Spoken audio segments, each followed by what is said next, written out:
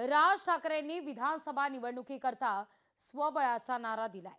आगामी विधानसभा निवडणूक महायुती सोबत लढणार नसल्याचं राज ठाकरेंनी स्पष्टच केलंय। राज ठाकरेंच्या या निर्णयानं अनेकांच्या किंवा अनेक आमदारांच्या आता आशा पल्लवित झालेल्या आहेत।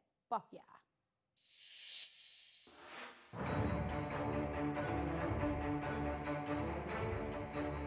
जवळपास 250 ते 250 जागा आपण लढवणार आहोत। राज ठाकरेंचा महाराष्ट्र नवनिर्माण सेना पक्ष इलेक्शन मोडवर आलाय। राज ठाकरेंनी आगामी विधानसभा निवडणूक स्वबळावर लढणार असल्याचा निर्धार केलाय। महाराष्ट्रातल्या विधानसभेच्या 288 जागांपैकी 225 ते 250 जागा मनसे लढणार असल्याचं राज ठाकरेंनी जाहीर केलंय। मनसेच्या स्थापनेपासून पहिल्यांदाच मनसेनं एवढ्या प्रमाणात जागा लढणार असल्याचं जाहीर केलं। सगळेच जण आम्ही त्या तयारीने लागलेलो आहोत। तुमच्यापर्यंत ही सगळी लोक येतील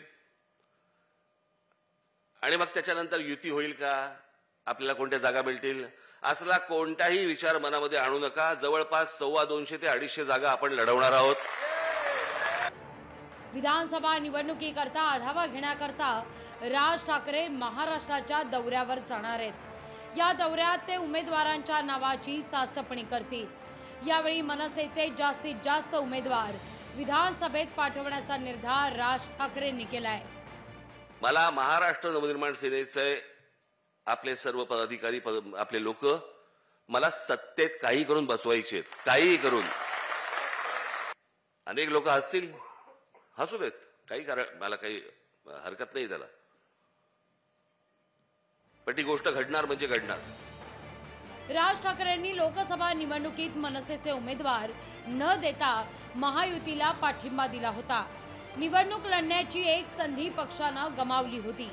आता मनसेला विधानसभा निवडणुकीला मोठ्या प्रमाणात मोर्चे बांधणी करावी लागणार आहे। भूषण शिंदे, लोकशाही मराठी, मुंबई।